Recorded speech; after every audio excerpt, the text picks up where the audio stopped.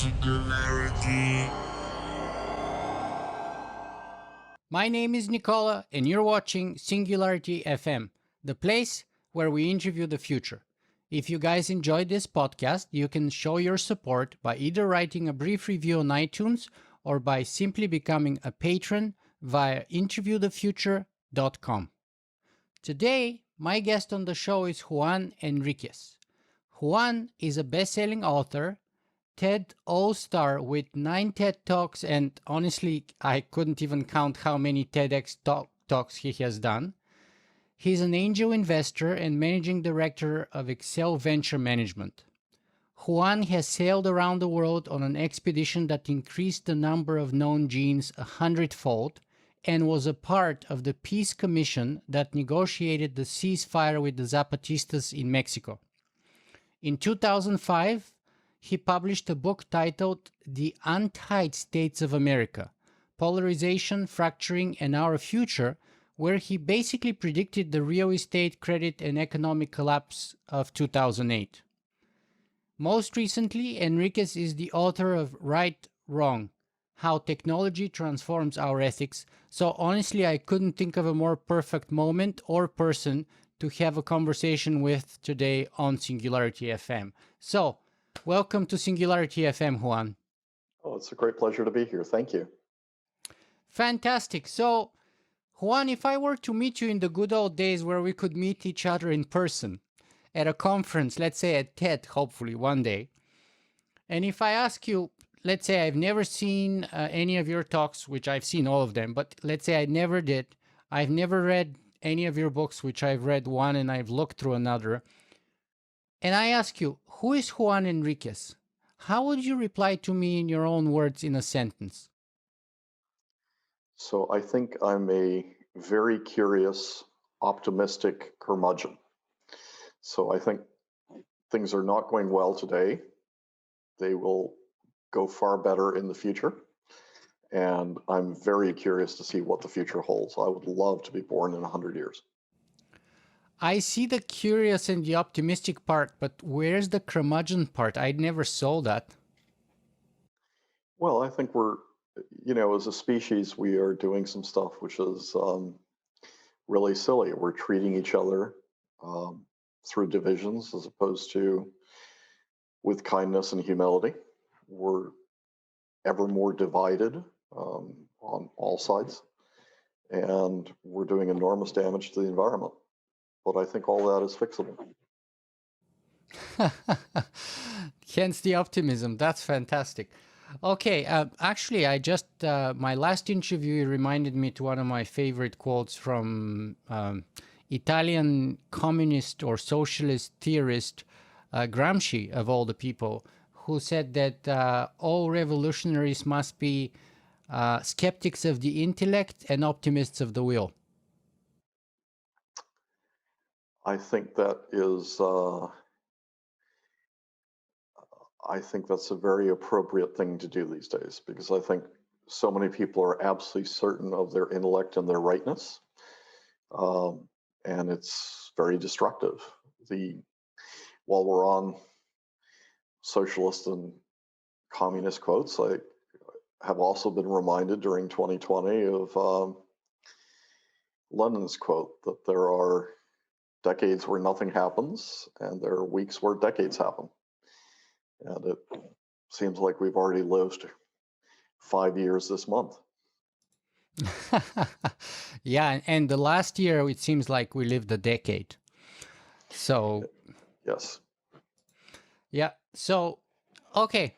So, if I were to ask you then to choose one word, besides curious and optimistic, are you an entrepreneur, an academic, an author, a speaker, a philosopher, because we'll be talking a lot about ethics today, or a storyteller perhaps because you've done so many talks, and I see that you always open up with a very good story? I try very hard to not be one thing. It would bore me to tears. That's the best answer, honestly. I try not to be one thing. That's awesome. Okay, so let's see. where does, or maybe I should ask you first a little bit about what you do on a day-to-day life. What can you tell us about Excel Venture Management? What do you guys do there, and what's your sort of day-to-day responsibility there? So day to day, I'm a venture capitalist, and we invest in technologies that we try and change the world for better. Sometimes it works, sometimes it's a disaster. It's always interesting, it's always challenging, sometimes it's fun. And in essence, what we try and do is pick big problems and go after them. So we're now working with Mary Lou Jepson on trying to bring medical imaging outside of these enormous $1 million rooms in hospitals into office buildings, into ambulances, and make imaging faster, better, cheaper, which is especially important if you have a stroke, because there's two kinds of strokes. One stroke, the blood flow is blocked and your brain starts to starve. And the other kind of stroke, the vessels have broken and your brain is flooded. And fortunately, we've got a medicine to undo blockages. But if you apply that medicine to people who are having hemorrhages, you kill them. So what we would like to do is we'd like to shorten the time between diagnosis and the application of this medicine. So it'll make an enormous difference in paralysis. And so we're trying to do that across a range of things. We've tried to do that across antibiotic resistance. We've tried to do it around renewable fuels. We've tried to do it in large-scale medical imaging and records. And in each case, what we're trying to do is we're trying to take a great big problem and solve it in a way that makes it faster, better, cheaper. That's great and very commendable, of course. But you said that sometimes it works and sometimes it's a disaster. So is it possible at all for us to share an example of each of those? So when it works, it's brilliant. Sometimes when it works, you're able to create medicines that may end up being truly important for cancer. And that's something that we are pretty close to doing, which would affect almost half of all cancers. Wow. And again, when you're in venture, you're a bit player, you're a supporting player. The stars are these incredible entrepreneurs and scientists, and they work incredible hours and they work against all odds. And we're sideline coaches. We're not the players. But it's still a pretty extraordinary thing, because what you're doing every day is you're getting these almost Christmas gifts of human ingenuity. So you're getting Nature magazine, you're getting Science magazine, you're getting MIT Tech Review, you're getting notes from people you're getting recommendations, you're getting business plans. And each of these is somebody's dream to change the world. And they come in all shapes and all sizes. Most of them are things that we don't support. But occasionally you see something combined with a person who's an extraordinary individual. And then you start dreaming. And you get very close to these things, and you get very close to these things, you get very close to these things. And sometimes they just run out of money, or they run out of time, or they blow up, or somebody changes regulations, or a competitor comes to market earlier. It's a process not dissimilar to being a scientist in a lab, where you're trying to run experiments, you're trying to find something new, and sometimes the experiment just doesn't work. Sometimes you're scooped by a competitor. Sometimes your job tenure runs out.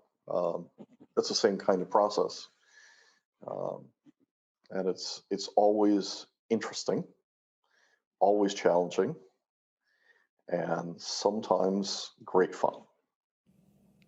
So you see the bunch of petri dishes with culture, and then some of them catch and some of them don't, and some of them, like, totally unexpected stuff happens. Yes. And that totally unexpected stuff is really fascinating, right? Because COVID's a very good example of, some of the things that we've invested in. All of a sudden, you can do stuff in months that you couldn't have done in years because of the urgency of this. And COVID has been an absolute unmitigated tragedy for a series of countries, including Mexico and the United States, because of the mismanagement of the epidemic. So there's no way that you can characterize COVID as a good thing. But within a tragedy, you have found that telemedicine has become far more important, and that has created an interaction between the patient and the doctor, which I think is far more agile. Emailing your doctor has become common. It didn't used to be. Having doctors practice across state lines, having some of the regulatory competitive barriers lowered. All of these things are things which were absolutely essential in a system which was operating almost in the reverse of Moore's law. So while most of the world's getting faster, better, cheaper, the cost of bringing a medicine to market and the cost of a medicine has been skyrocketing. Something similar may or may not happen in education. And that's a really interesting question, because the two things that are essential for people's livelihood and future, education and health, are two things that have been way exceeding the cost and rate of inflation. So we're paying more and more for less and less in terms of productivity. Yeah, I want to put one caveat there, though, because perhaps we want to differentiate between the cost and the price. Because what comes to my mind is the example of insulin. Insulin was invented in my alma mater in University of Toronto. And the guy who invented insulin gave it away for $1, basically, and it was the fastest ever given, I think, Nobel Prize in medicine, because instantaneously it started saving people's lives. So we have that, and that was done, I don't know, 80 or 90 years ago. So now you have this, it's kind of in the public domain, it's been around forever. So the cost is not growing of insulin. Yet the price, especially in the United States, has been growing way, way ahead above inflation, I think, which is why we had so many excursions, quote unquote, from the United States. And now actually Bernie Sanders joined one of those buses once to come over in Canada to buy insulin, Americans coming over to Canada to buy insulin across the border. I completely agree with you. I mean, there is so many distortions in the system. And there's so much finger pointing as to whose fault it is that these costs are so high. And we've got to quit making excuses about it. We've got to start putting medicine on a faster, better, cheaper cost curve, because unless if you can solve a problem like that, you're just not going to have personalized medicines for cancer, which means you're not going to solve cancer, because cancer isn't one disease. It's, tens of thousands of different diseases that manifest as uncontrolled tissue growth. Okay, so we clearly see that you care a lot about making a difference, about investing, about having fun, about science and technology. Can you walk us through your personal journey? Which one was first in your life journey? Was it first technology? Was it first science? Was it first investment? Or was it first that you discovered ethics? How did each of those come into your life, or when? Each of those is new. Every decade, I try and learn something completely different and play at the top of the field. And it's part of what motivates me and keeps me alive. So I had the weirdest possible journey. And for anybody who's listening who thinks, oh, it's too late for me, or I didn't pick the right path, believe me, life throws you a lot of curveballs and you can change and end up in places you would never imagine. So I grew up in Mexico. I went to a conservative Catholic school. I went to Mass every morning in Latin between 7 and 8. Every morning, not only Sundays. Every morning. My goodness. For all of grammar school, because that was part of what they asked you to do. And, my world was Mexico. And I thought Mexico was the most important thing in the world. And I thought, I'm going to grow up and I'm going to try and make Mexico better. So I studied politics and government and economics, and went back and worked in Mexico's government for a while and had some extraordinary jobs. And then I got caught up in the violence. They tried to kill me, and I thought, that's probably not a good thing. So I left to go to the States for a year. And I studied why Mexico didn't work. And that led to a study of why countries appear and disappear, which led to the untied states of America, which led me to technology. And I had never met with scientists. I'd never interacted with scientists. I'd never had a science mentor. And by sheer accident at a New Year's dinner, I met a guy and listened to him for 3 hours. And he told me about this thing called genomics, which in 1995 was absolutely obscure. Nobody knew what genomics was in 95 outside of the field. Within 3 months, I'd sailed across the Atlantic with him. And when I got back to Harvard, I changed my career. I changed from international affairs and government to biology. I worked in a biolab. Was that guy called Craig Venter? That guy was called Craig Venter. And so I spent the next decades thinking and learning about life sciences as a researcher, as an author, and as an inventor, as an academic, and as an investor. And for the last, call it 8 years, I started getting more and more interested in the impact that you have when you can alter life code. So if you can change the shape and function of all living things, what are the ethics of that? And I also got more and more interested in the ultimate form of life, which is intelligence and consciousness. And so I changed my lab again, or the lab I work in again, and started working with an absolutely extraordinary human being and researcher called Ed Boyden in the synthetic neurobiology lab at MIT. I've had Ed on my podcast before, maybe 5 years ago. He's a class act. He's a super human being. So I'm going to spend the next decade on the brain and thinking about the ethics of both the technology and the ethics of understanding the brain, understanding memories, erasing some memories,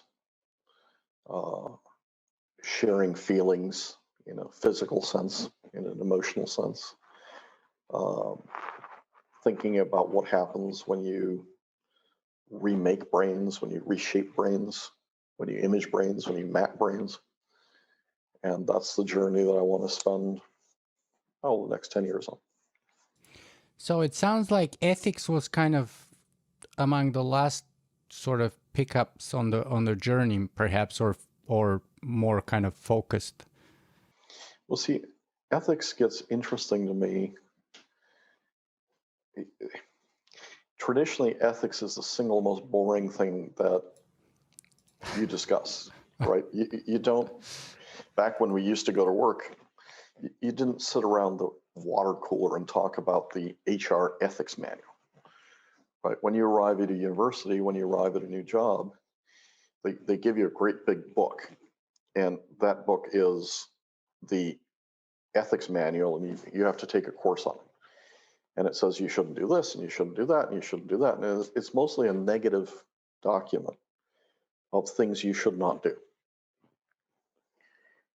If you don't know that before you arrive at that job or at that university, you're probably in the wrong place, because the things in there are written by Captain Obvious. And it's pretty clear you shouldn't do X, Y, and Z to human beings.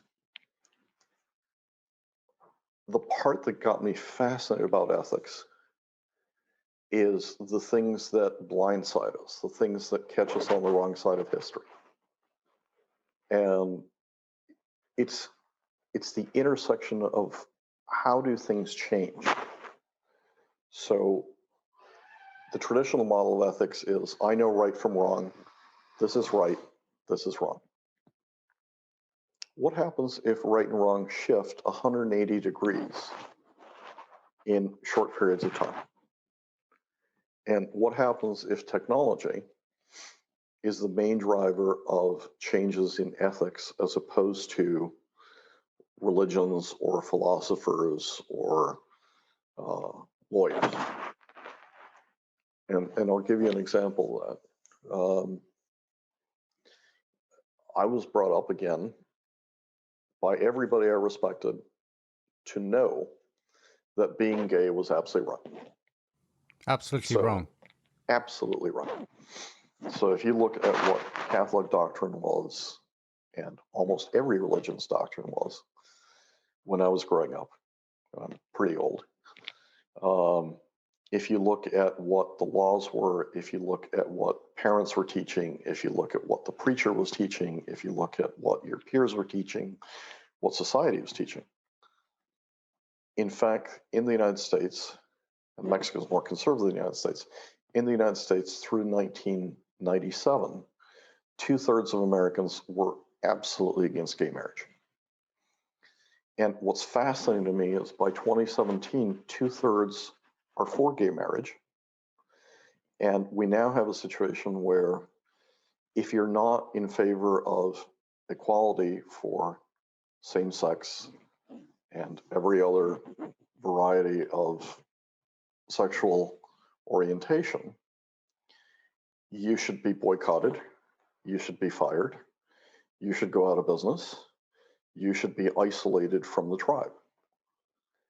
And even the Pope has been on this journey.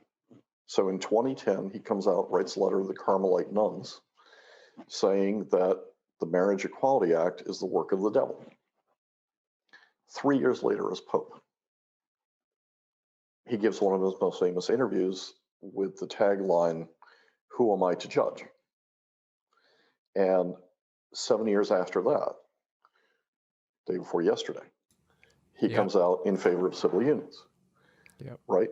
So what's fascinating to me about my journey and his journey and so many other people's journey is something you're brought up to believe is an absolute gets flipped to such an extent that if you believe what you were brought up to believe, you are to be condemned and ostracized.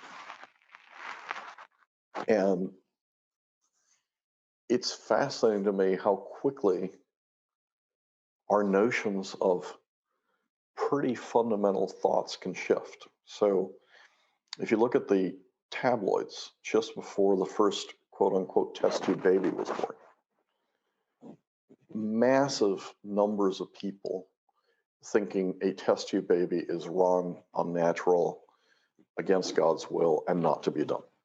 Soulless little devils or something like that was one of the titles, the headlines.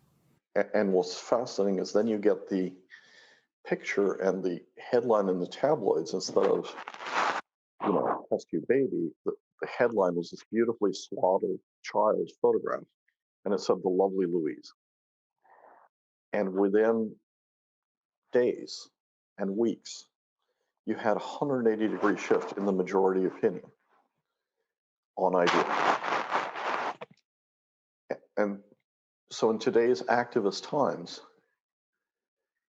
one of the things that worries me, in the benefit of hindsight of having lived a few decades, is there is so much fury, and there is so much certainty, and there is so much, I am absolutely right, and if you don't agree with me 100%, I will destroy your career because you used the wrong word, because you said the wrong thing, because you were photographed next to somebody at a dinner, because you wore the wrong costume a decade ago, because you published something 20 years ago that is completely insulting to me today.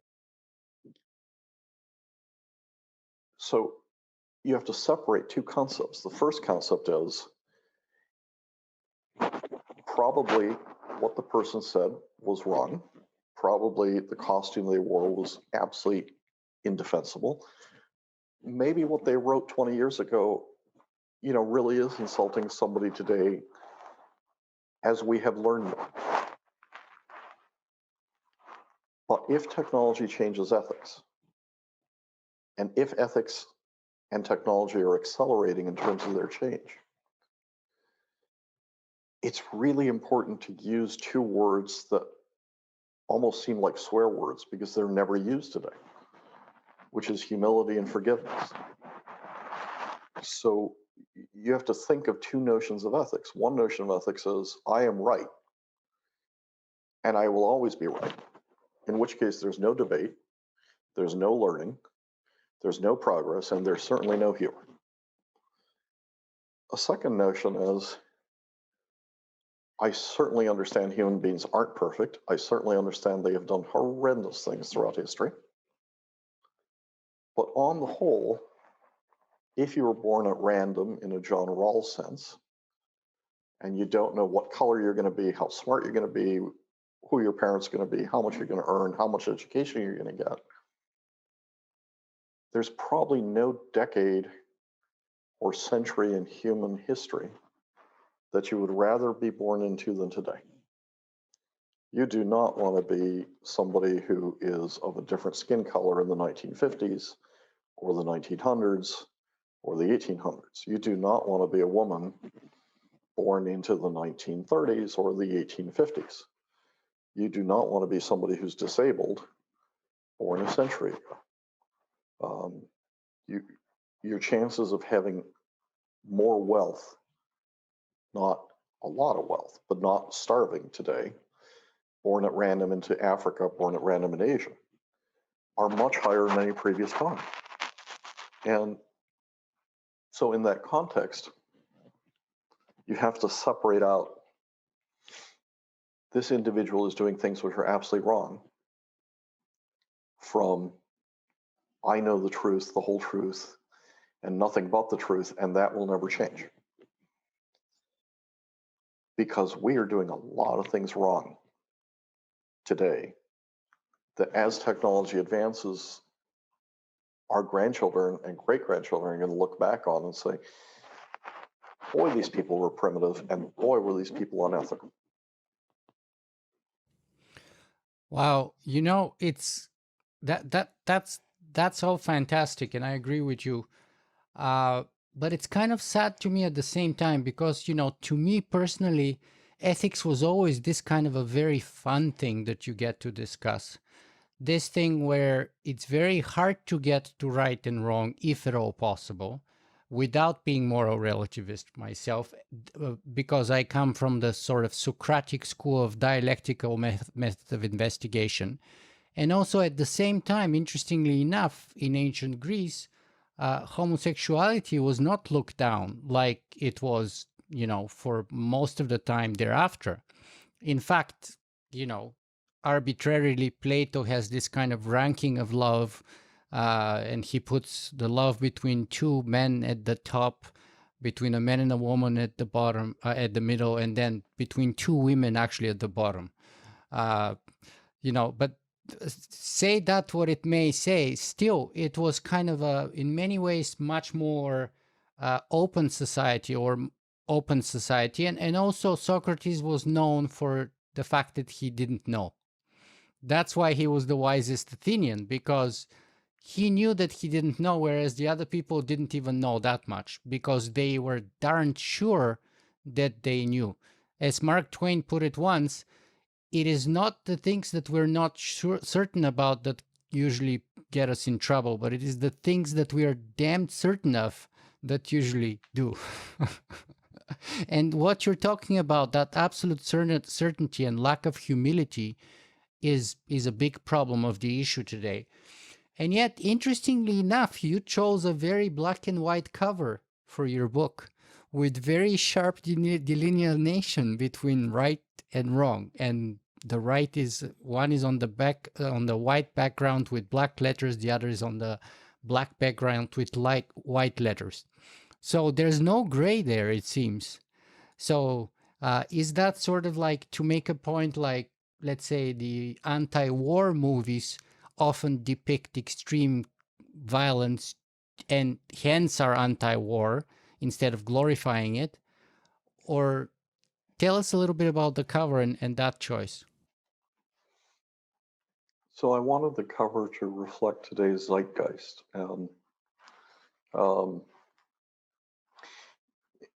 when I talk about technology changing ethics and how you do things and how you relate to others in fundamental ways, you can take one of the most extreme examples of human beings treating each other in the wrong way, which was World War I. And the greatest single driver of change in World War I, where there was no gallantry, no interaction, was the machine gun.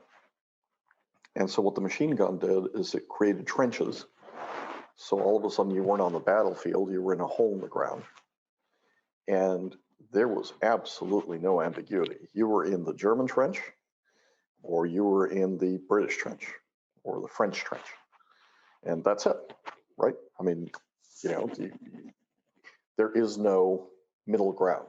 There is no place to dialogue. There is no place to occupy outside of those two trenches.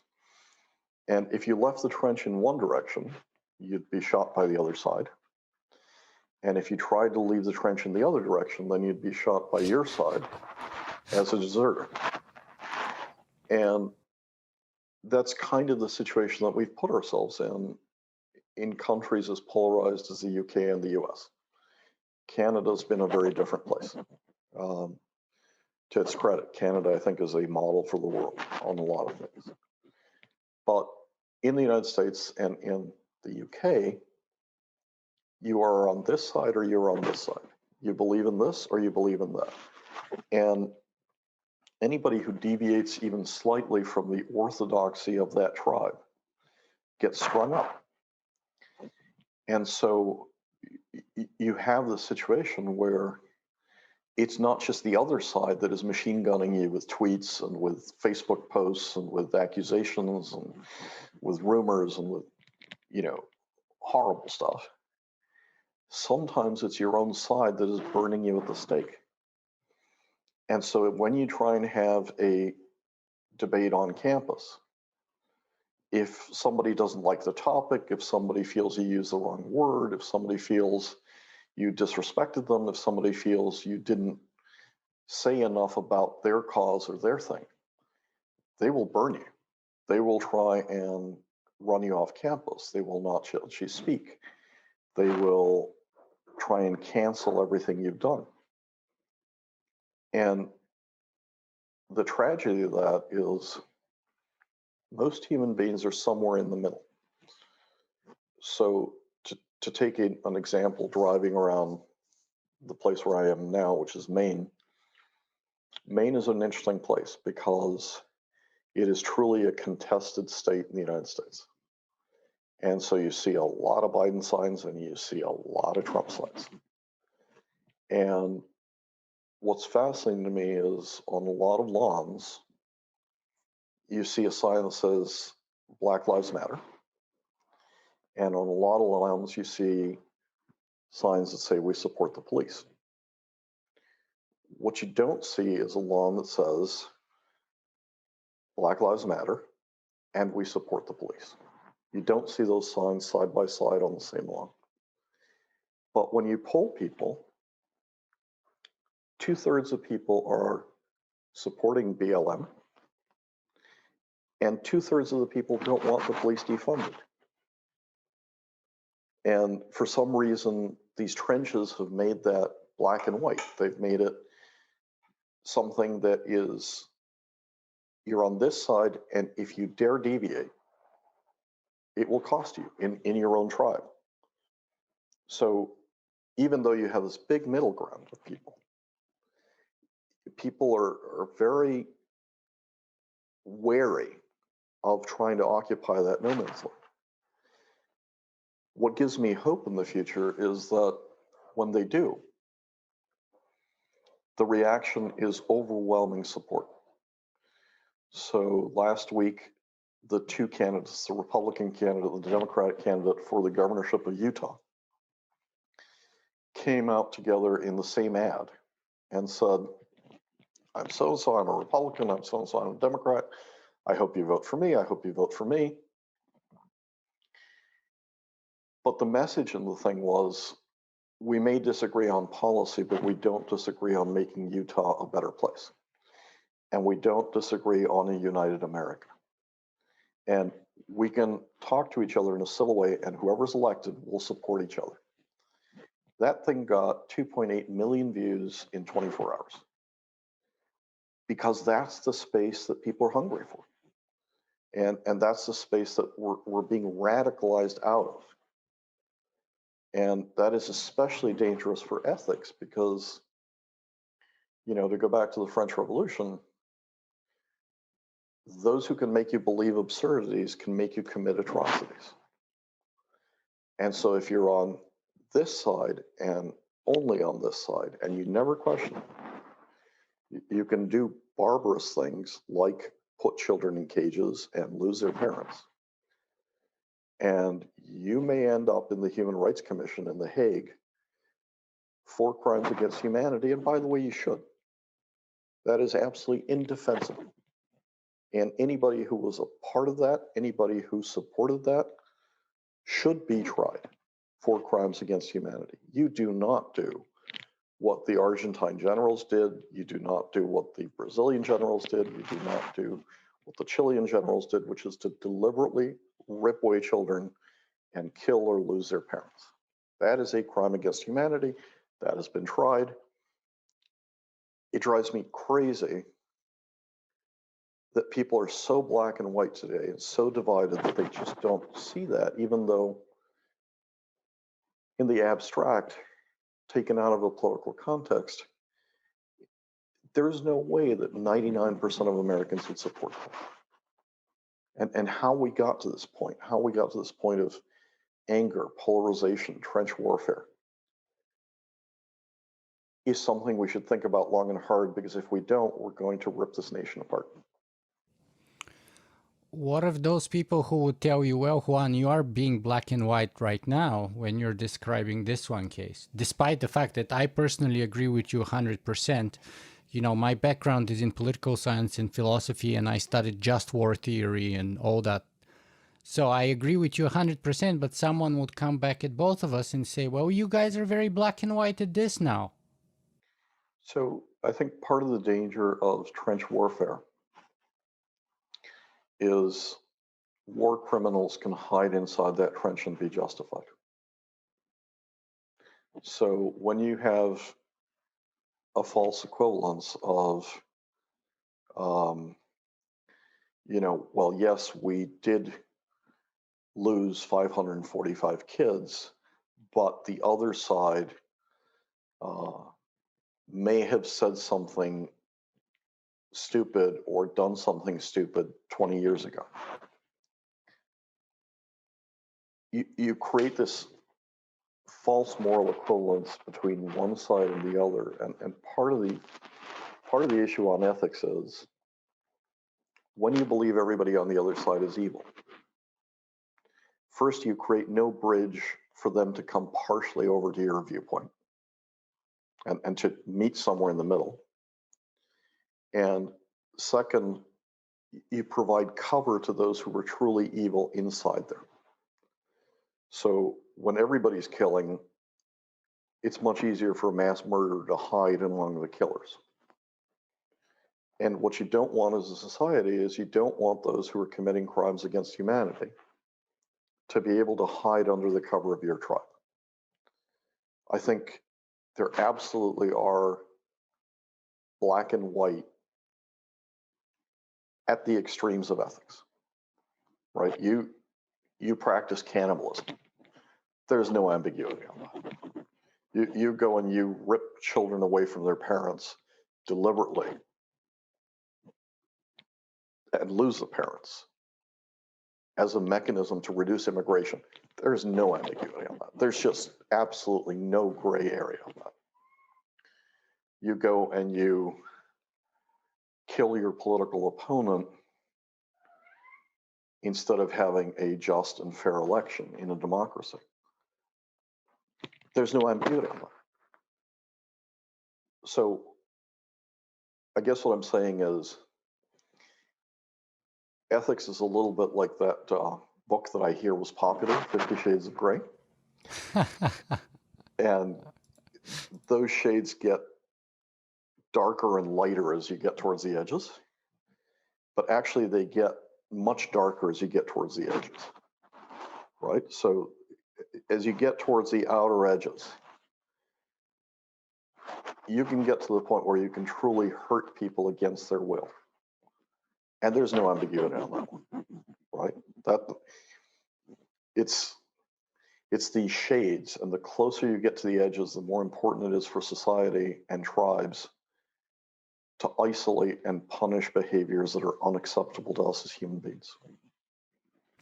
You know, you gave some fantastic examples from Utah about building those bridges between one end and the other end. And of course, despite the fact that I agree with you mostly on World War I, II, and the sort of the nightmarishness and the extremistness of trench warfare, you know, we had the examples of Christmas night where they played soccer against each other. And, you know, I've actually walked some of the trenches in Belgium. And there's some places, and I walked some of the trenches where the Canadian troops were stationed, but also the British troops and stuff. In some places of the trenches, interestingly enough, that line of division is not so clear at all. It's actually very unclear because you have the trenches coming within something like 7 or 8 feet from each other. And if one person puts their rifle and the other person, you know, they're crossing their rifles. So that's how close they were for extended periods of time, mind you. That's like crazy close, right? So in that case, you need to develop certain kind of cohabitation and certain kind of, you know, relationship with the other side, if you will. So there are exceptions that don't deny the validity of what you just said. But let's zoom out perhaps a little bit more here and talk a little bit about sort of the motivation of your book. Why this book on ethics and technology, and why now? So I think there's various levels to that. The first reason why I started writing about ethics, and I did it before the current political polarization nuttiness, is because the instruments we're generating in science labs are so powerful. So the last book I wrote before this one was a book called Evolving Ourselves, which I wrote with Steve Gullins.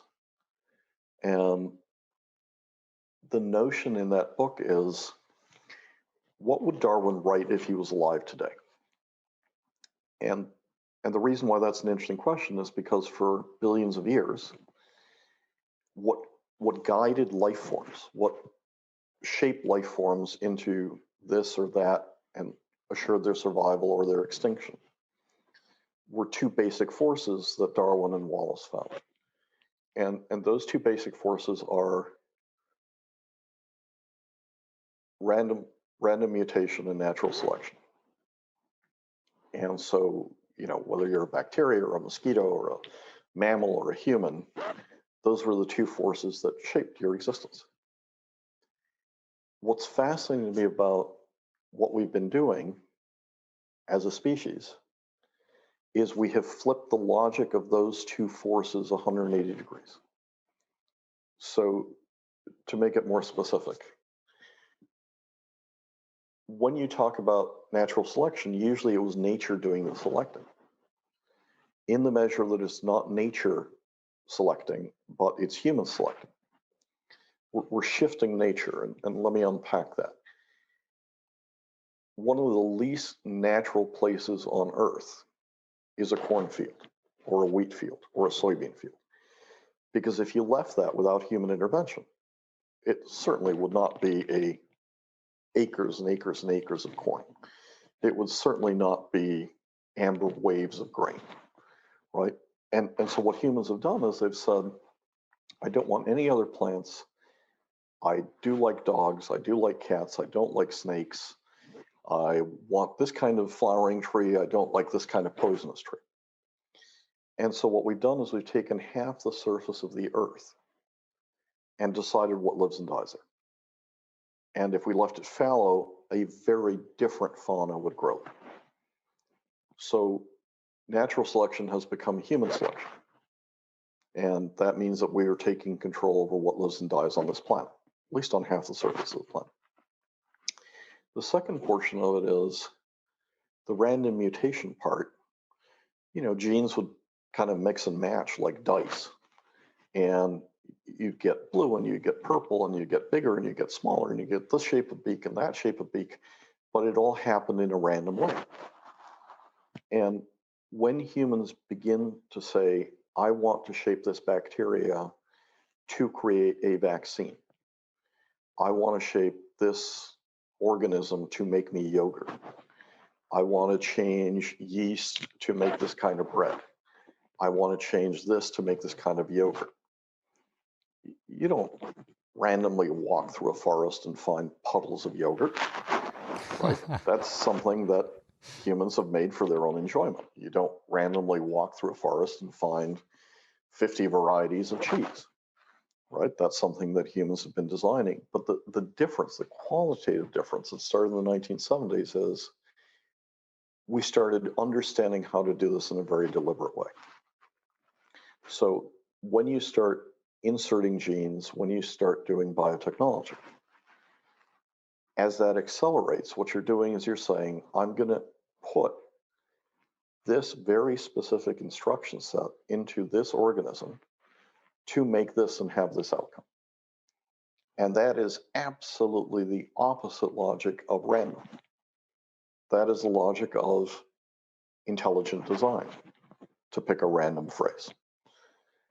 And when you're intelligently designing life, the overall consequence of that is you're directly and deliberately engineering the evolution of your species and other species.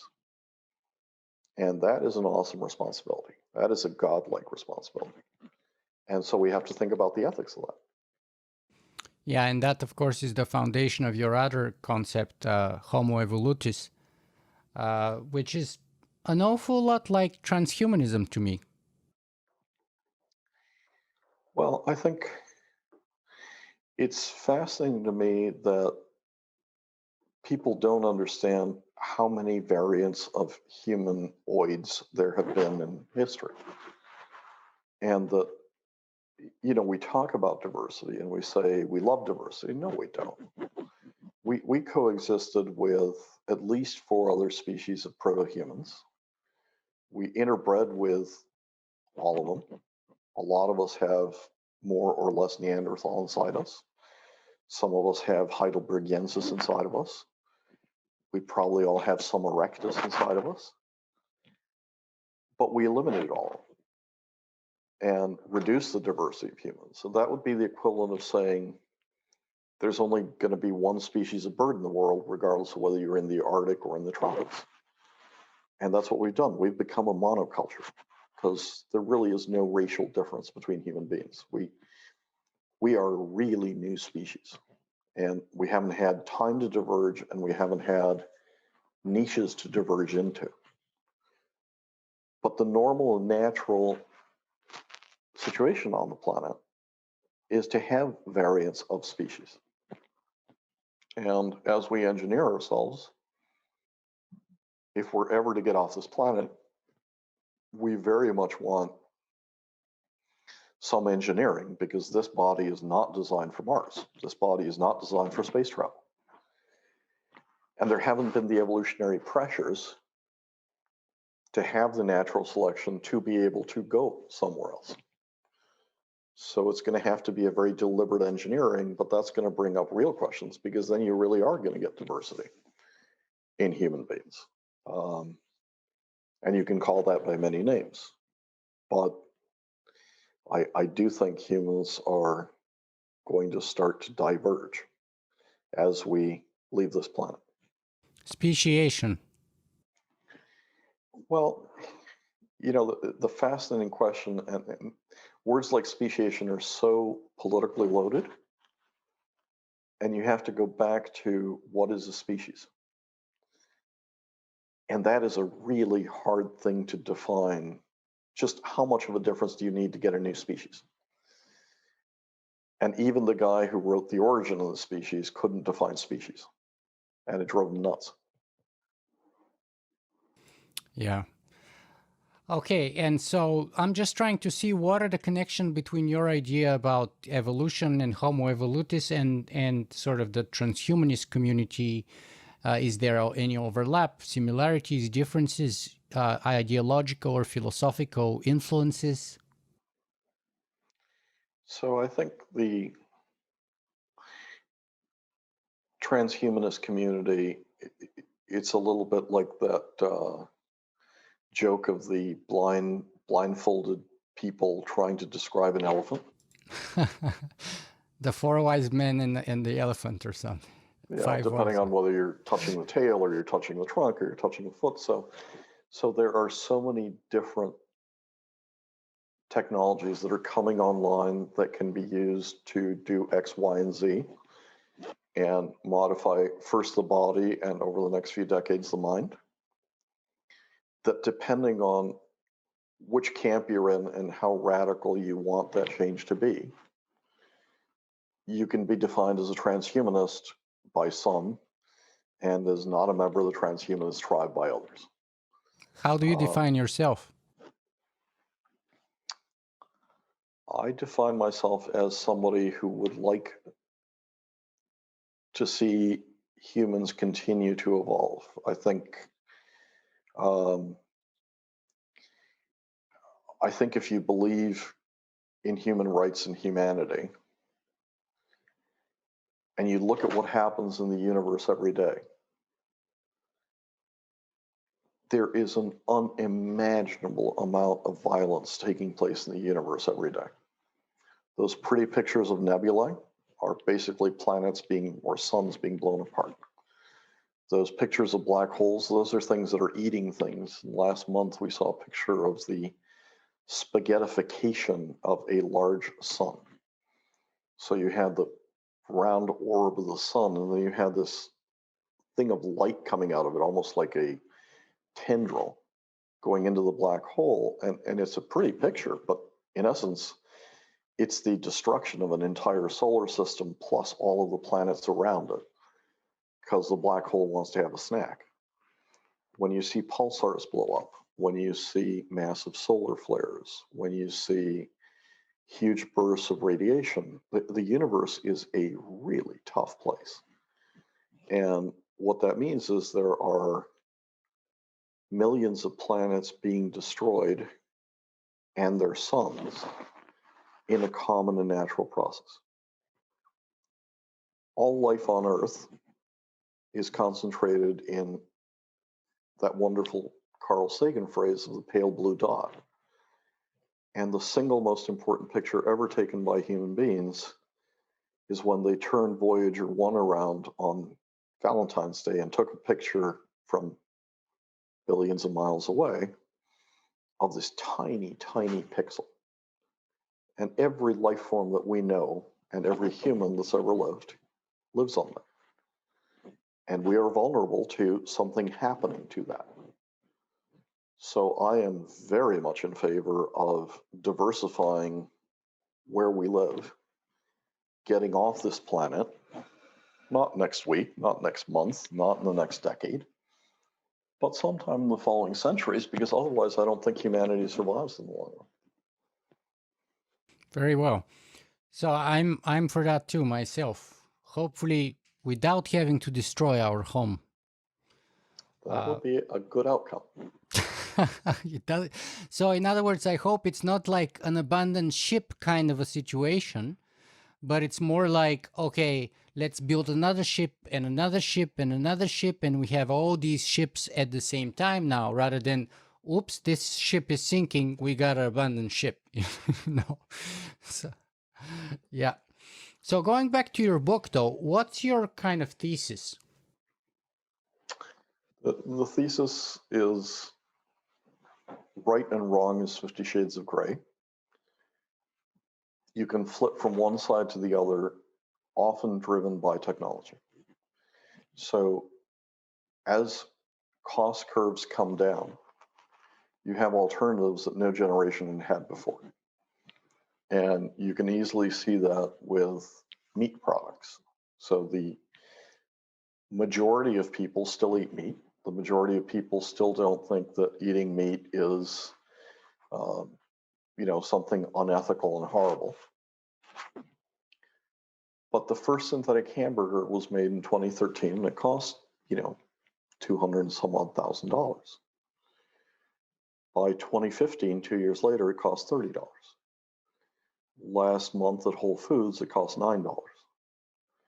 And so you can easily see a system where synthetic meat is faster, better, cheaper than real meat. And you quit slaughtering 6 billion animals a year.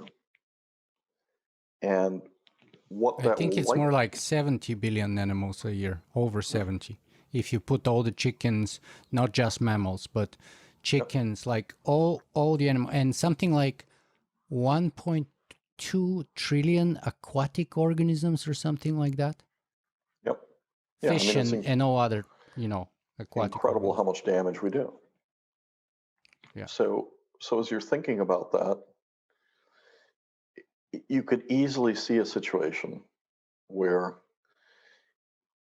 you get a complete flip in the majority opinion, and people just cannot believe those pictures of you in the 4th of July barbecue burning meat on your grill, right? It'll just flip 180 degrees. How dare you have done this with living sentient beings? How dare you have treated them? But people will do that when they have an alternative to maintain their lifestyle, when it's faster, better, cheaper. And that is a different system. Something very similar is going to happen with energy. So when you look at the cost curves for alternative energies, the first solar panels are crazy expensive. And last week it was announced that the cheapest electricity on the planet came from these giant solar facilities in the desert. So what's happening is the unsubsidized cost of wind and solar has already crossed coal. So it makes much more sense just economically, not in terms of the environment and the planet and everything else, which is equally important or more important. But you're not going to get that shift in the majority's attitude and behavior until you can maintain your lifestyle and your heat and your air conditioning and your lights. But as soon as there's a faster, better, cheaper alternative, then you look back and you say, how dare those people have used coal? How dare those people have used oil? In the same way as we look back and say, why the hell did our ancestors kill all the whales to light their houses? And we're going to be judged really harshly for what we did. It's a true race, and we better address this.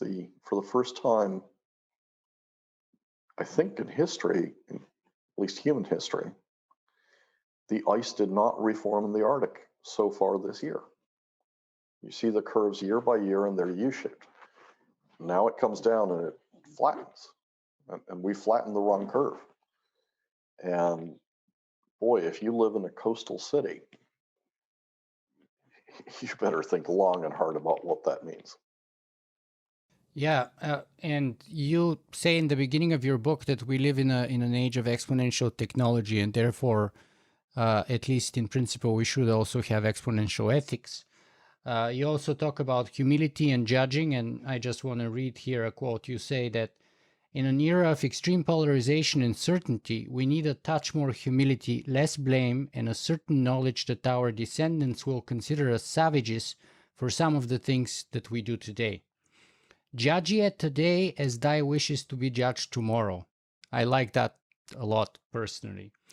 But let me push a little bit here about some of those examples that you gave. But first, let me ask you, so does that mean that you're vegan or vegetarian, or whereabouts are you personally in that journey? Because you brought the conversation about meat and stuff. Yeah, I'm becoming more and more of a vegetarian and being much more selective about how often I eat meat. Again, coming back to Mexico, there is a very strong culture in Mexico that meat is something that is scarce and celebrated. It was such a poor country for so long that all of the fiestas and a lot of the traditions are centered around extraordinary preparation, often of meats that wouldn't be considered the right meats in a richer society. So when you think of some of the great tacos of carnitas or buche, or when you think about goat as a core thing, or when you think about some of the parts of pork that are eaten, there's a celebration in the moles, there's a celebration in tacos, there's a celebration in all this stuff. I love that stuff. I grew up with that stuff. I'm eating a whole lot less meat. I'm trying to eat vegetarian most days, but I still enjoy an occasional great taco.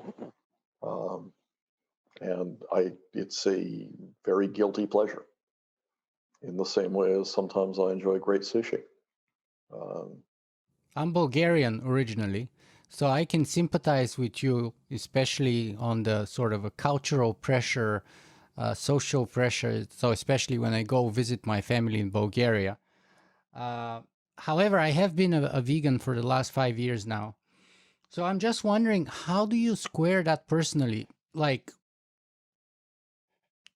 everything that you told us about vegan meat before, saying that you're kind of, enjoying these guilty pleasures. Is that not like a little bit of a personal dichotomy, or, cognitive dissonance, if you will, in some ways? Absolutely. And it comes back to the stuff that was drilled into me as a young Catholic boy, that we are all sinners. We all sin. We are flawed humans, and sometimes we have to ask for forgiveness. I would be the last person to tell you that I am Mother Teresa and do absolutely everything right and follow everything to the letter of the law. I would tell you that if there was a faster, better, cheaper alternative that would allow me to enjoy some of that in a cruelty-free way, there is no question I would do that. This is the perfect opportunity where I gotta push a little more on the ethics front here and stand up for ethics. And I want to do that in two ways.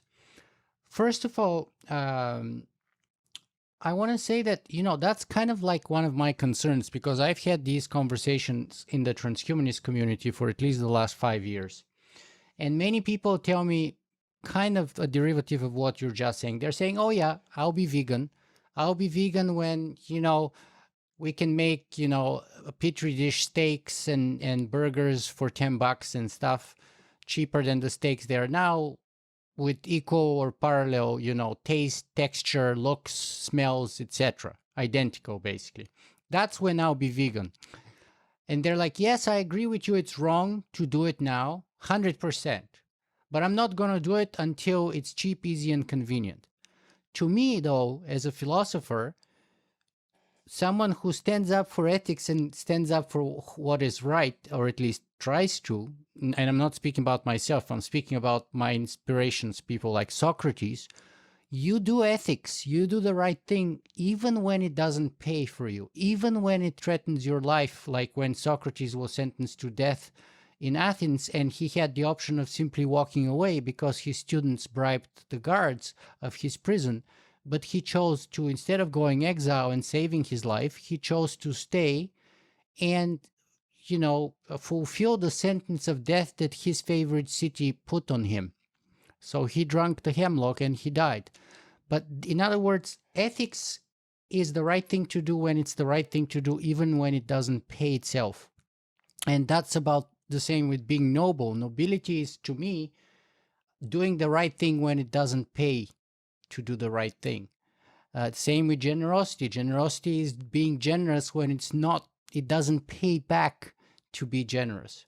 So that's one sort of thing that I want to say. And the other thing that I want to bring is a quote actually from a previous interview that I had on my show, Jenny Kleeman, who wrote a book on sex robots and vegan meat. And she was quoting a sociologist or a philosopher from England.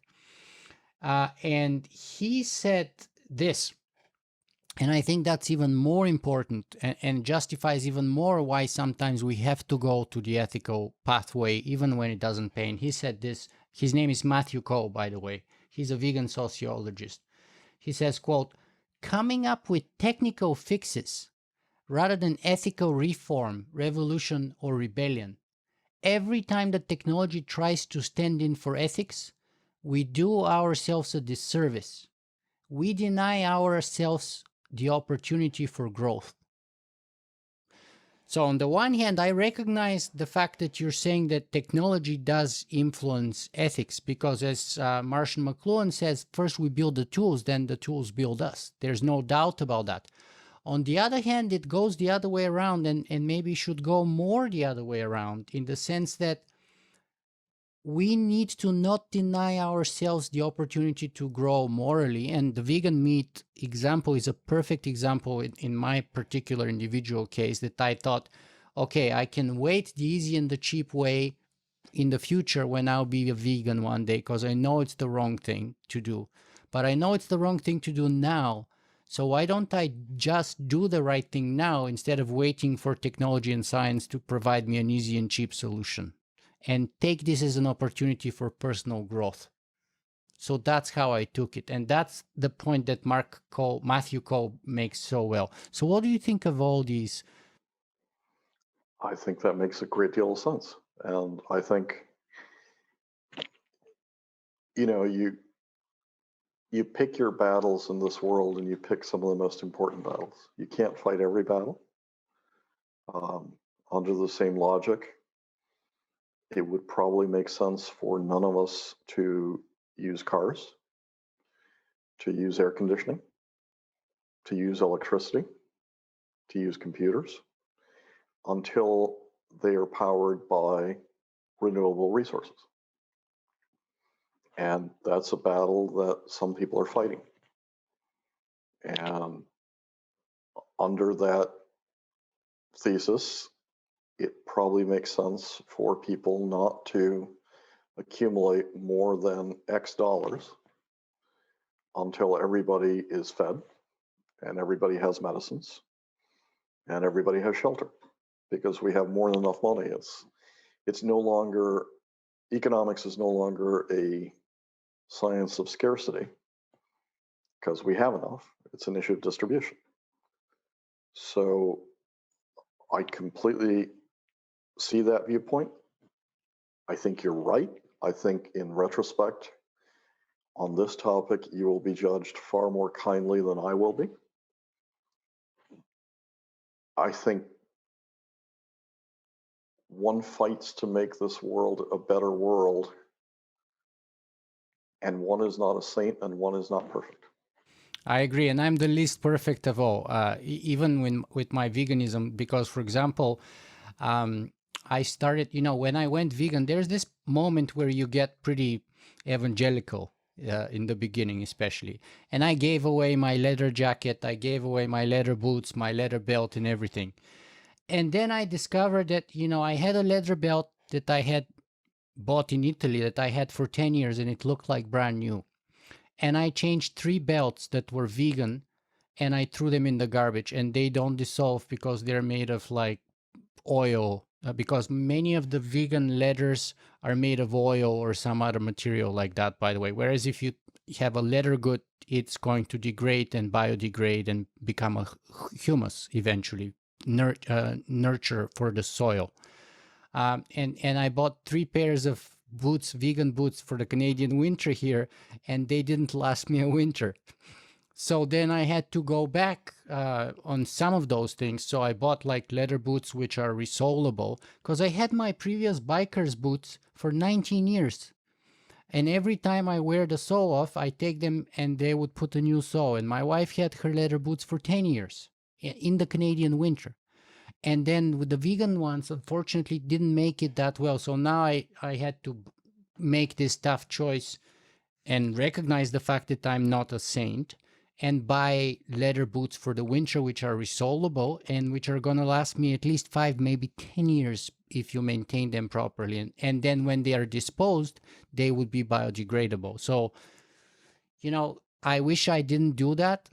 But in this case, in this particular situation, I kind of went back, and then I discovered one of those cases that you talk about, and that keyword, humility. And I discovered how my evangelicalness in the beginning, going vegan, and I gave a perfectly good leather jacket that I've had for 10 years to a friend of mine. He's not wearing it because it's a little bit too big for him. So it's not being used now. I had to change it with another 2 non-leather jackets in the meantime, one of which is already in the garbage because it didn't last. And so I discovered humility in this particular context. Again, I discovered that my religiosity, vegan religiosity and zeal, kind of didn't actually work out as I was hoping it was going to work out in the beginning. And that, I kind of rushed of giving away and sort of seeing the light and all of those things, and feeling righteous and pure and clean. It feels very good, but actually it may not work out, because then you discover, oh, the vegan leather is made of oil or other nasty stuff. So I think, I think that's a journey that a lot of us are on, because I think 96, 98, 99% of humans are decent human beings. They may have different opinions on different subjects from what you and I have, but you want to be able to have a conversation on most things and isolate the 1% of things that are non-negotiable. And there are things, you go and you murder somebody, it's non-negotiable. You go and you take somebody's kids, that's non-negotiable. There are things which there is no middle ground and there's nothing to debate, but with greater or lesser shades of gray, you can adopt a series of positions. And I think in terms of impact on the world, both on a transition to being less cruel to animals and a transition to bringing more of the majority along, you can ask people to do 2 things. You can get very extreme and say, either you're a vegan or you're a bad person. Or you can say, look, before you become a vegan, why don't you try eating vegetarian a couple times a week? And then maybe you do it 3 times a week, and then maybe you do it 4 times a week. And I think that is a more effective way of bringing a majority of people over than to tell them tomorrow, you are all going to be vegan or else. I think there's also, a concept of people brought up in different ways with different cultures, and you may fundamentally find what they are eating or their customs wrong. You don't change those customs by showing up and saying, I'm here from Mucky Muck University X. I am smarter than you are. I know you are wrong, and stop it. Because you create no space for the other person to listen to you, to dialogue with you, to come out of their trench part way as opposed to whole hog. And that's where this, you need righteous activists in society, and God bless them, because they often are a radar that give us a view of why things that we are doing are just so fundamentally wrong, and they act in a more coherent way than almost all of us do, at great pain. There were women who stood up for the vote and were beaten and went to jail a long time before the majority voted for women's voting and women's rights. There were a series of people who argued for a very different treatment of slaves or indentured servants or serfs. But the question isn't, in my mind, the interesting question is not just how are these people so brave and how did they choose to do this even if they were shot or killed or tortured. The question that I'm interested in addition to that question, is how in the world did the majority opinion shift? And why is the majority opinion shifting ever faster on topics which are pretty fundamental topics of right and wrong? And that's, for thousands of years, we did things to other human beings that we look back on and kind of go, how in the hell was that permitted? And what's fascinating to me is how fast things are shifting today. How fast things that we thought were normal and natural suddenly are absolutely unacceptable. And I find that in my own personal journey to see that and to find humility, what helps a lot is to find role models. So for me to dial down a little bit the religious fervor of veganism was my interview and conversation with a philosopher, Peter Singer, who basically, started the philosophical foundation of the animal rights movement in a way. And yet he's very proselytizing. He comes across very humble. And I asked him, how do you do that? And he said, well, being in people's faces doesn't change their mind usually. They even retrench even more and become more defensive. So that's one thing I learned from him. And another thing is that the realization struck me one day that I have become my wife's aunt in some ways. Because, many years ago, maybe 17 years ago, I remember the first time we were dating with my wife, and I got invited over for Christmas to their house, to her mom's house at the time. And they put me right next to her aunt from Ohio. And the first question that her aunt asked me was, are you a Roman Catholic? And, for once in my life, I decided to be diplomatic and not, wave my atheism, but say something like, well, I consider myself to be more of an agnostic. To which she immediately responded, you'll burn in hell. And, I realized that in some ways, when I became like up in your face vegan kind of, and hopefully for me, that was a very brief period, maybe a couple of months, maybe 3 or 4 months. I was like that. And when I realized that, I was like shocked, but it helped me kind of modulate and dial it back and saying, wait a minute here, I don't want to be like that. You'll burn in hell, right? Because then you get the opposite effect again that Peter Singer is talking about, where people become defensive and then they push back, right? And I've seen positive examples of that. When we went vegan with my wife, we were very evangelical and we got lots of pushback.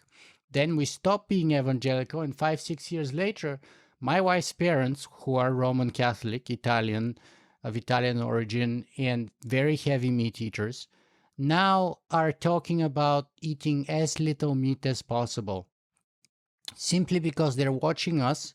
They're watching how healthy we've been, how good we look, how vital we are, how we're full of energy, and all that stuff. And they're getting to a point of their life where at a certain age you start having certain health issues, and then they're eating less and less meat. Not because we were trying to tell them to do it, but because we're living our message and they can see that without any pressure from us. And I was shocked when I realized that actually works so well. Yeah, and I think most people will meet you in the middle, right? I mean, while you're on the subject of religion, it's fascinating to me that people don't understand that almost every religion has gone extinct. So when you go and you visit your favorite art museum or your favorite history museum or your favorite archaeological museum, almost every exhibit has to do with dead gods, because you used to worship Quetzalcoatl, you used to worship, the god of rain, the god of the Zeus. sea, and Zeus and Ram and this, that, and the other. But almost everything in those museums is what was most important to that society at that time. And, that was the god. And religions have to be, to survive, like a living organism. They have to adopt and adapt. And the religions that last over time are the ones that evolve.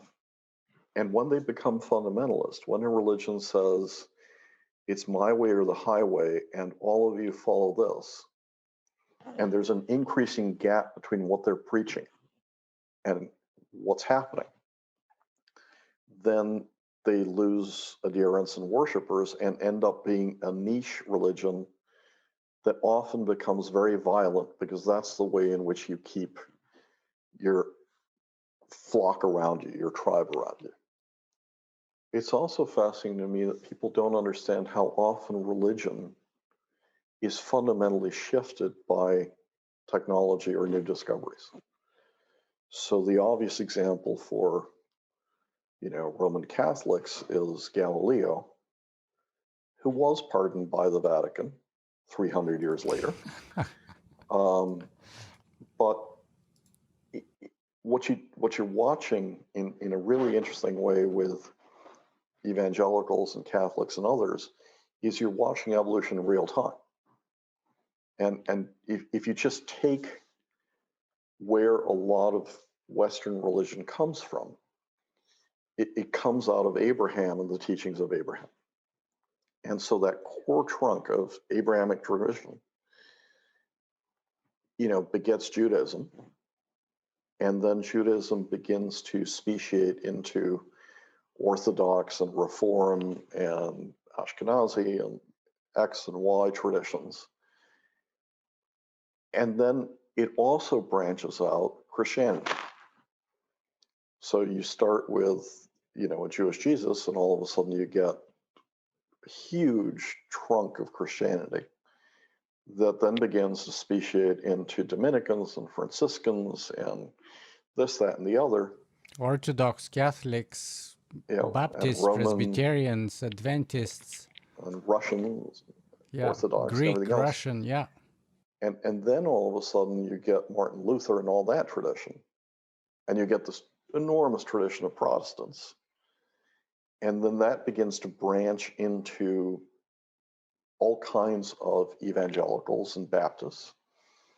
And there are dozens and dozens of these folks. And by the way, you also get a branch that's called Islam that comes out of Abraham. So what you're watching in real time across thousands of years is the evolution of various niches and interpretations of Abraham. And the religions that don't do that, the religions that say, we are right, we will never learn, nothing will change us, no technology, no discovery will change us, are the religions that basically said, hey, if you don't sacrifice 20 virgins every day, the sun won't rise. Well, if the priest sleeps in one day and the sun rises, then people are going to begin to say, well, wait a second, why are we sacrificing all these virgins? Because there's a dissonance between the message and the result and the reality. And it's fascinating to me how religions can adopt a new technology and have an enormous impact. I'll give you an example of that. So one of the most interesting spread of a religion occurred over about 60 years, which was Islam. At the beginning of Islam, all of a sudden, you had this enormous spread. And a part of it was certainly due to the collapse of the Byzantine Empire. A part of it was certainly due to better generals and organization and new weaponry. But I think what people underestimate is the spread of Islam took place after the Justinian plague, which had killed an enormous percentage of people. And along comes this new religion, and what the worshippers of this god are saying is, please protect me from the plague. And let's just think of two different flocks. There's a traditional flock over here that basically says, never get nude and bathe once a year. And there's a new religion over here that's saying, you must pray 5 times a day, and before you pray, you must wash your feet, you must wash your hands, you must wash your face. Well, during a time when you've got widespread plague that's killing big chunks of the population, guess what happens when this flock over here practices basic hygiene, and this flock over here practices no hygiene? And guess on average who God is going to protect more? And it's a similar thing with dietary traditions. So when you look at dietary traditions in the Middle East with Judaism and with Islam, you get similar prohibitions. So here is a group of people following one religious tradition that eats pork, that lives side by side with pork, often in the same house. And here's a couple of religious traditions, Judaism and Islam, that think pork is unclean, that think pork is dirty, and that you don't go near pigs. And during a time when the swine flu was widespread and killing a lot of people, during a time where trichinosis and basic refrigeration didn't exist. Again, on average, guess which followers are more protected by their God? And that's the part that we just don't get. And playing that forward, right? This seems like a tale of the past, but we're going to live this in, I don't know if we're going to live it, but certainly our grandkids and great-grandkids are going to live this. Those are all fascinating examples, Juan, but time is advancing here, and I know your time is very valuable. So let me try and bring in one technology that we haven't talked about yet here. And, you know, the name of my podcast is Singularity FM, so I cannot not bring that technology. So let's see how within, let's say, 4 or 5 minutes, we can bring in artificial intelligence and see what it could potentially tell us about ethics, about where we are, about where we're going from, how does it change things, and so on. So artificial intelligence depends entirely on how you design it and what the parameters going in are, and then if there's autonomy, how it evolves. And so there's a completely different potential outcome to instruments that you are using, that you understand what they're doing and can guide, and instruments that begin to evolve autonomously. As you're thinking about letting loose something like that on the world, boy, does it pay to go back and revisit all those evil genie jokes, right? Of, I want to be taller than everybody else, and the genie cuts off everybody else's legs, right? There are true unintended consequences to programming something. And you can start with the best of intentions and say, I want everybody in the world to be equal. And boy, under that parameter, you could see some really horrible outcomes in every, physical, mental, wealth, health, because that's not the right programming parameter. So I think one of the greatest challenges for human beings, which we're already facing, is first the parameters you're putting in, and then second, the ability to guide the evolution of what you've let loose. And one of the prime examples of that is stock market trading. So there was a brilliant book written decades ago called A Demon of Our Own Design that talked about what would happen in the stock market if there was no human intervention and no logic behind the algorithmic trading.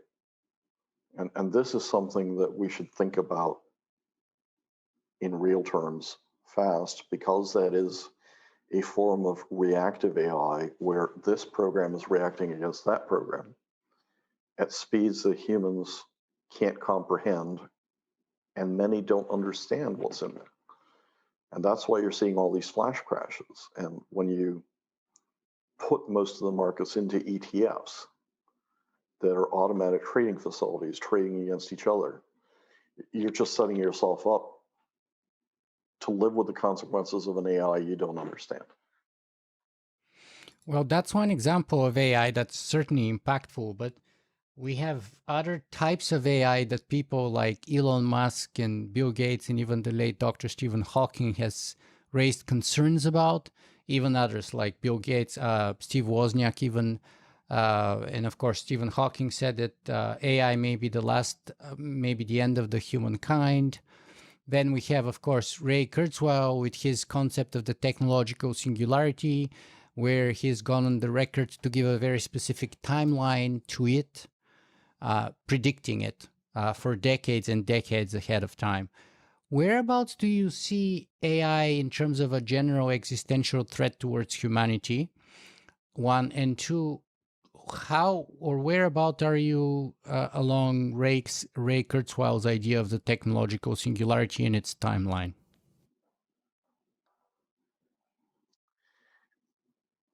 I don't think that I'm going to see the singularity. I don't believe in a singularity. I think that, we will see many different points that don't necessarily converge on a single species of intelligence. I think we have to think carefully about word choice, because I think so many people see artificial intelligence as this or that or that. And in a sense, what we're developing is the ability to process massive amounts of information and execute decisions under an enormous set of parameters. And just as the folks native to the Arctic have 50 or 100 words for snow, and we have one, I think it would be very important for us to develop 50 or 100 different words to parse singularity, artificial intelligence, all of these concepts, and think through very carefully, not a trench of I'm for artificial intelligence or I'm against, but where does this work? Why do we want it? How do we control it? Juan Enriquez, most recently the author of a book, very interesting book that I recommend, called Right, Wrong, How Technology Transforms Our Ethics. Juan, what's the best place for people to find more about you and your work, other than your amazing TED Talks that you have so many of? It takes me about 6 years to write a book. I write a couple thousand pages or 3,000 pages, and then it comes down to about 200 pages. And I think what I'm trying to do with these books is to put something in place that may not break through the current political drama, but that will be important and relevant in 50 years or 100 years. So I spend a lot of time on those books, and I'd love people to go back and look at books that were written a while ago and laugh at the mistakes I made, and also say, maybe he wasn't completely wrong on this. Yeah, the 2005 book where you talked about the credit issues, the real estate market balloon and all that stuff is a good example, I think. So Juan, we've been talking today about actually more than 90 minutes now. What do you think is the best way to send away our viewers and listeners today? What's your final message, or the one key takeaway that you want to send us all away with?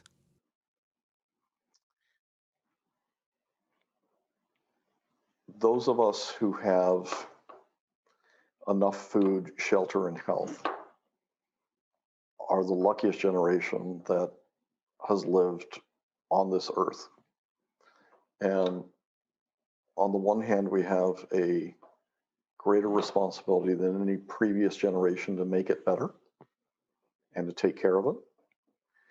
And on the other hand, we have an opportunity to be curious, to learn, to grow, to be excited, to have fun. Because nobody else has ever had access to the information that we've had. But if you've got, a cell phone in your hand, you have access to information and worlds that nobody else in history has had access to. And this stuff was not around when I was born. As people like to tell their kids, I was born before Google. I was born before Facebook and Instagram, and they can't believe I was born before the internet. Oh my God, what are you talking about?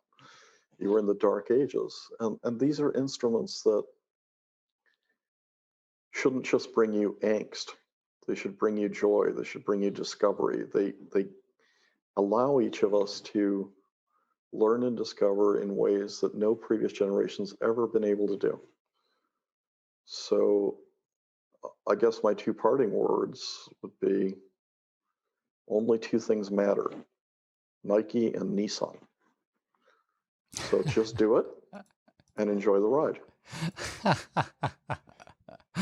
Love it. Just do it and enjoy the ride. Totally love it. Okay. Fantastic. Juan Enriquez, thank you very much for being with us today. Oh, it's a great pleasure. Thank you so much.